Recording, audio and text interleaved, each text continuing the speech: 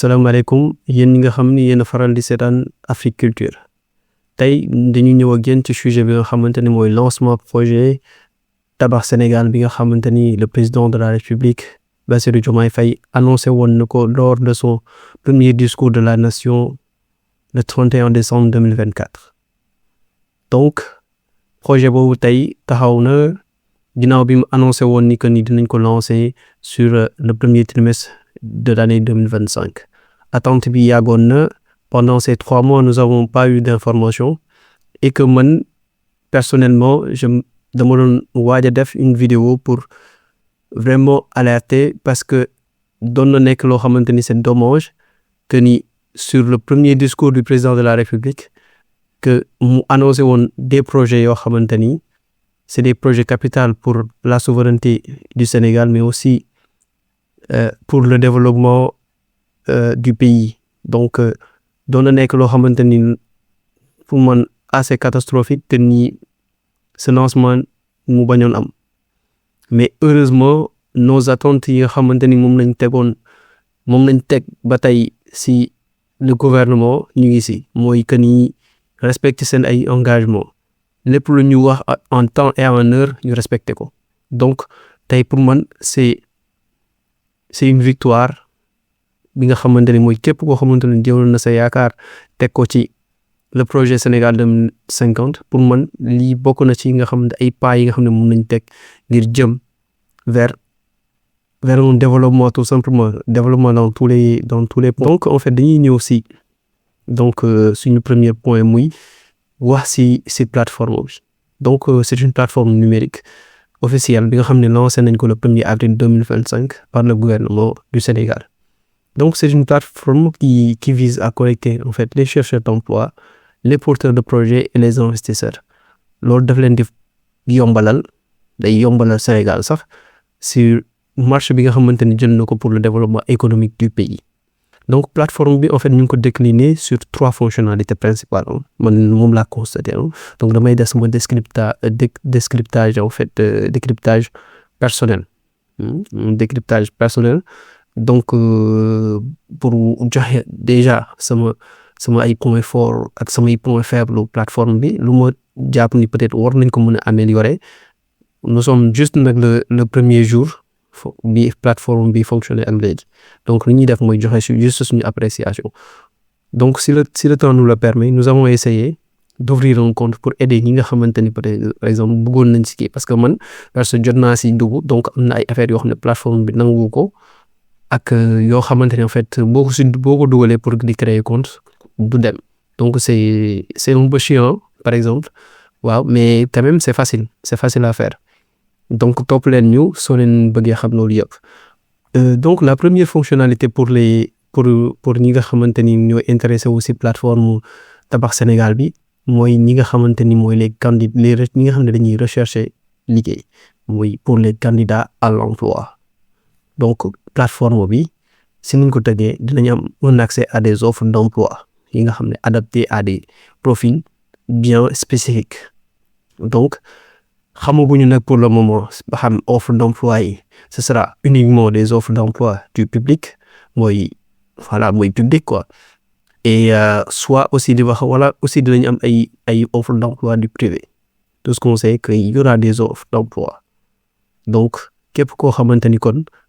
bëgg na wut job am na nga xamante ni mooy un profil adapté tout ce que tu as à faire mooy créer compte dugal sa CV et que su amee ay offre nga postuler. Deuxième fonctionnalité bi nga xamante ni aussi mu ngi si plateforme bi donc mooy pour les porteurs de projet donc il y a une possibilité de présenter des initiatives mais aussi de rechercher des partenariats ou des financements donc képp koo xamante ni tey da nga yore un projet je pense que dans n'importe quel domaine parce que donc il y a pas un texte wala kenn koo xam ne génn na pour expliquer ñu carrément en fait lan la plateforme bi am exactement donc ce qu'on donne c'est ñun lu ñu jàpp ni en fait plateforme bi une compréhension personnelle donc moom lañuy joxe donc képp koo xam ne am na projet dans n'importe quel domaine jàpp nañ ni boo si dugalee donc mën nga am ay partenariat wala ay financement donc et la troisième et dernière fonctionnalité mooy pour les investisseurs Donc il y a une opportunité d'identifier des projets à fort potentiel et de contribuer au développement économique du Sénégal. Donc képp koo xam ne tu es investisseur donc mën nga dugg ci plateforme bi xool projet yi nga xamante ni intéressé na la pour que nga indi ci sa participation pour nga jàppale tey jii nii mooy ñi nga xamante ni tey dem nañ ba am benn capital bi bëgg a investir. Donc dañuy ñëw def une démonstration pas à pas dugg ci biir plateforme bi. Donc je vais partager mon écran sur cette dernière partie du vidéo de la vidéo autant pour moi. Donc pour def une présentation en fait de li nga xam ne moom la ñu gis ci plateforme bi. Donc ci suñu premier essai ñëw nañ ci page d'accueil plateforme nationale Tabax Sénégal loolu lañ ci def juste boo xoolee nii juste à droite plateforme nationale Tabax Sénégal. Donc faut savoir que le président dafa annoncé woon projet plateforme liggéeyal sa réew. Donc résultat bi mooy Tabax Sénégal en d'autres termes. Donc ñu ñëw ci page de garde bi. Donc en page de garde en fait nous pouvons voir li nga xamante ni mooy 2 jeunes yi nga xamante ni moom lañ gisoon lors du lancement du projet Sénégal 2050. ñu ngi gis seen image au fond mu doon image bu leer et puis donc dans une présentation très simple. Voilà. Donc dañuy commencer en fait ci logo Tabax Sénégal bi qui est juste en haut à gauche et qu'il est accompagné en fait du logo Jubal Jubanti et du carte du Sénégal et de la carte du Sénégal autant pour moi. Et puis juste en image aussi am nañu logo Sénégal 2050 du projet Sénégal 2050 et pour moi en fait première appréciation bu may def en toute objectivité j'ai pas aimé en fait c'est aussi personnel mais j'ai pas aimé le fait que tey le logo Tabax Sénégal nekk en collision avec le logo Sénégal 2050 dès le début. Voilà boo ñëwee rek ci page d'accueil bi da nga koy mën a gis nii voilà. Même su fekkee ni da nga jël sa souris nga défiler que ni plate da ngay gis ni image bi moom tamit day défiler et en ce moment di nga gis Tabax Sénégal bi nu muy leeree du coup mais quand tu reviens là man j'ai pas aimé cette collision entre les deux. Donc voilà sama première impression bi ma ci am. Donc juste à droite aussi am nañ se connecter donc fii pour connecter la pour boo créer compte ba pare. Par contre bu fekkee da nga bëgg a connecter da nga bëgg a ubbi compte donc 3 fonctionnalités yi ñu doon wax mu ngi nii ñi nga xamante ni dañuy wër job c'est des candidats à un emploi fii la ñuy dugg ñi nga xam ne dañu yor un projet fii la ñuy dugg pour inscrire et les investisseurs ñoom fii la ñuy dugg. Donc pour être simple nous allons pas faire les 3 exemples dañuy dugg ci candidat emploi essayer créer compte ensemble comme ça ñun ñëpp ñu gisandoo ko. Donc man jot naa essayer créer compte donc amoon naa ci ay quelques difficultés et donc ça va vous faciliter la tâche que yéen boo leen créer compte ngeen bañ a def yooyu en fait ngeen bañ a def man par exemple ay affaires yoo xam ne bind naa ko nanguwul tax en fait sama inscription demul. Donc soo leen ñu suivre donc di ngeen mën a xam exactement lan ngeen mën a éviter et loolu tamit aussi bu fekkee ñi ko def par exemple ñi defar plateforme bi ñu ñuy dégg aussi une ci ay amélioration parce que jàpp naa ni mbir yooyu noonu war na mën a am par exemple sur une plateforme n'importe laquelle. Voilà donc ñu ñëw ci page bi bu ma bësee en fait ci candidat emploi donc boo bësee loolu automatiquement dañuy am benn image boo xam ne c'est comme une bah je crois que c'est 2 dames je vois pas l'autre mais dañuy gis benn dame bu yor ay papiers comme si di déposer voilà mais par contre comme man tamit comme impression bi ma amoon fële dama koy amaat fii par exemple bu fekkee ne par exemple man dugg naa bëgg a retourner en fait doon na préférer tey ñu am fii nii le logo de Tabax Sénégal juste fii pour boo ko bësee nga mën a delluwaat à l'accueil mais tey jii pour nga delluwaat à l'accueil foog nga bës par exemple en arrière. J'espère xaw ma na ba xam comprendre ngeen li may wax des fois c'est un peu technique pour moi pour ñenn ñi mais par exemple boo bësee candidat emploi ñu bësaat tey boo bëggee retourner foog nga bës ci bouton arrière bi par contre mënoon nañu am benn fonctionnalité par exemple benn logo bi nga xam ne moom mooy ñëwaat fii nga xam ne boo ko bësee da ngay delluwaat automatiquement à l'accueil loolu tamit je pense que ni war nañ ko mën a améliorer waat donc inscription donc on va le faire ensemble non donc fii dañuy am information personnelle donc là on vous demande votre prénom mooy par exemple comme def nañ exemple bi Moussa Saliou Abdou et fii nom de famille mooy suñu nom de famille ñu am par exemple on va prendre l'exemple par exemple de ban exemple la ñuy jël ama jël sama benn doom bàjjen je vais mettre Ousseynou Mbaw je vais mettre Ousseynou Mbaw on va créer le compte ensemble et date de naissance bon je vais mettre lu ma jot je vais mettre voilà quoi 7e mois et puis 1990 par exemple voilà je vais mettre non je vais mettre je pense baax na te moo def 2000 pour xale yi 2000 yi voilà je vais mettre 2000 et profession par exemple donc profession bon eux déjà ils ont mis un exemple par exemple tailleur mais mën nga nekk commerçant mën nga nekk comment dire maçon ak loo mënti doon donc profession fi nga koy def prenons par exemple eux ils ont mis tailleur mettons commerçant par exemple voilà et puis nga def sa nationalité voilà si t'es sénégalaise nga def ko si t'es gambienne on a d'autres fonctionnalités gambienne guinéenne malienne burkinabé et tous les autres donc ça veut dire que yeneen nationalité yi donc am nañ possibilité de déposer et loolu mooy une ouverture vraiment pays de résidence ok pays de résidence mooy fan nga nekk actuellement donc pour rappeler que ni am na actuellement ñi nekk hors Sénégal di dafay dépôt donc da ngay def sa pays de résidence actuel par exemple su fekkee ni yaa ngi France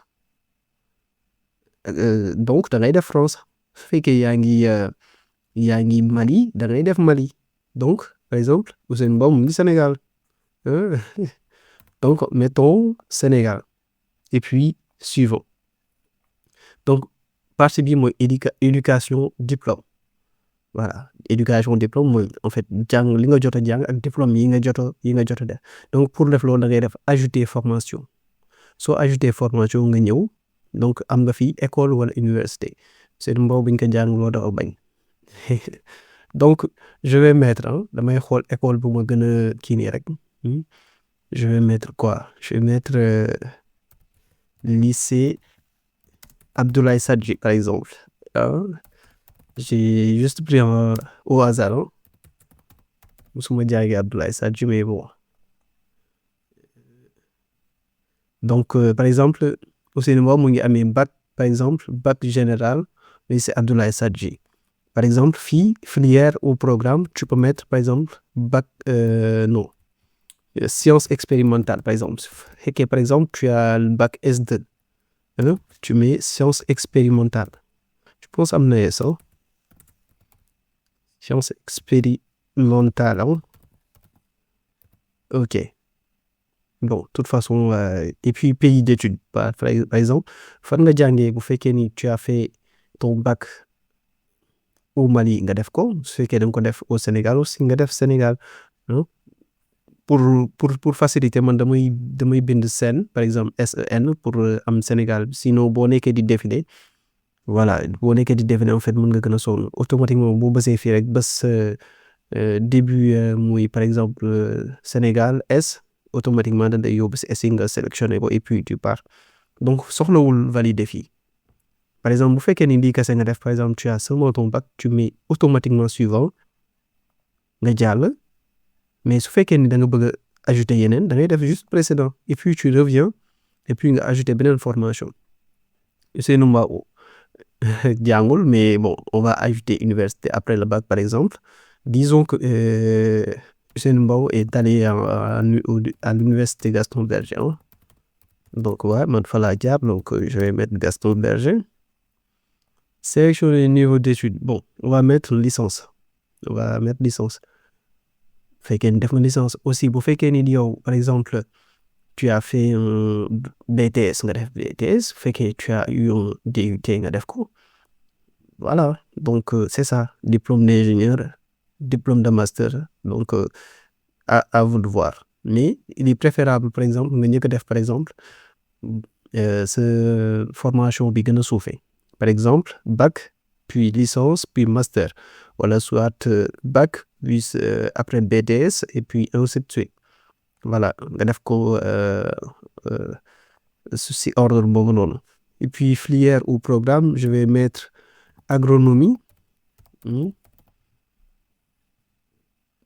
je vais mettre agronomie et puis pays d'études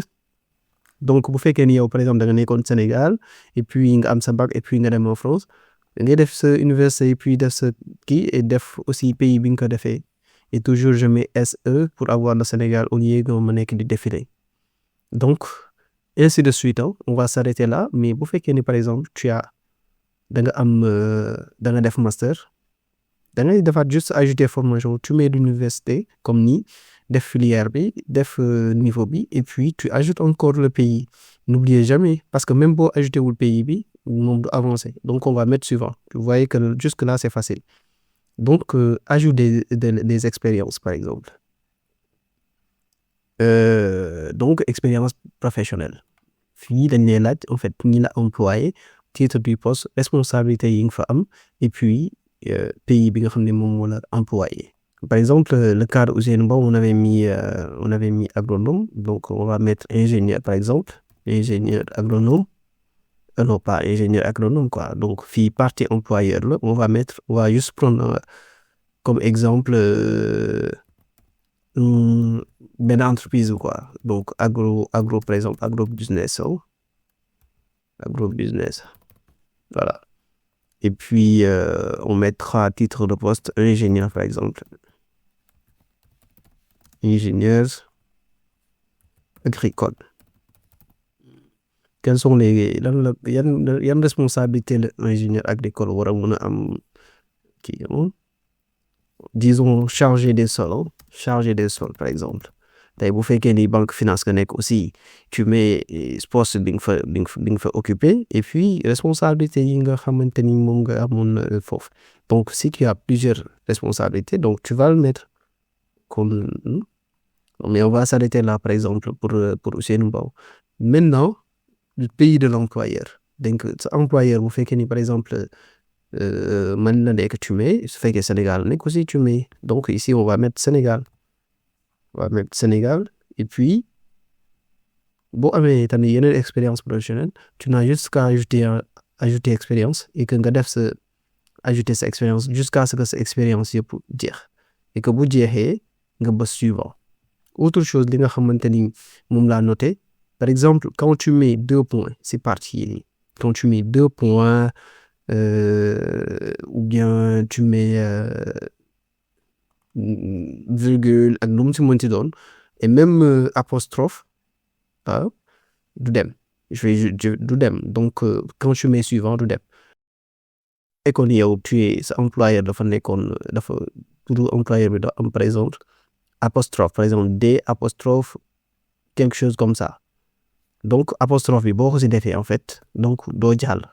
parce que automatiquement en fait message bi mooy ñëw quoi boo defee suivant day def veuillez respecter le format demandé donc amul apostrophe je pense aussi amul parenthèse donc quand je mets parenthèse si je mets suivant donc du dem évidemment donc lii mooy donc limite application bien comme je disais lii mooy limite bi donc effectivement lii la donc en aucun cas en fait si partie bii nii ngeen def point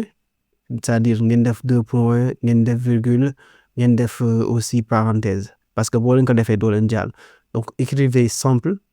vraiment pour ngeen mën a passer après bu loolu jàllee ngeen def suivant et puis vous écrivez votre mail là il y a mes mails qui s'affichent mais automatiquement vous mettez votre mail votre nom d'utilisateur mën na nekk par exemple Ousseynou Mbow mën na nekk Mbow Ousseynou donc automatiquement vous mettez voilà par exemple après vous mettez votre mot de passe email bi bon email bi par exemple on va mettre Mbaw Ousseynou qu'importe Mbaw Ousseynou @gmail.com. Voilà, c'est bon. Et puis vous mettez votre mot de passe et vous validez. Donc ñun duñu àgg foofu noonu bay valider. Donc c'était juste en fait les étapes yi nga xamante ni moom lañ leen doon wan. Et je pense aussi que ni boo valider y a un code boo xamante ni moom lañ lay yónnee ci sa mail pour nga mën koo dugal. Je sais plus un code bi nañ ko tuddee OQ je sais plus quoi moom lañ def. Donc je pense que fii nañuy yam ak yéen puisque si vidéo bi yaatal nañ bu baax a baax et dugg nañ ci plateforme bi wax nañ ci suñu xalaat et que pour man nekk na opportunité bu rëy boo xamante ni qui s'ouvre pour les jeunes sénégalais et du Sénégal mais aussi de l'extérieur et que ni plateforme bi je pense comme niñ ko gisee am na ay limites ay affaires yoo xam ne war nañ ko mën améliorer et j'espère que aussi ñi nga xamante ni ñoom ñoo ko taxawal dinañu dégg peut-être indi ay amélioration si li nga xamante ni moom mooy plateforme bi. Donc ñu ngi leen di gërëm di leen nuyu ba nag incha allah bu leen fàtte abonné wu commenter et puis liker vidéo bi ngir jox ñu doole ñun ak yéen ñoo far ñun ak yéen ñoo ànd donc la prochaine incha allah.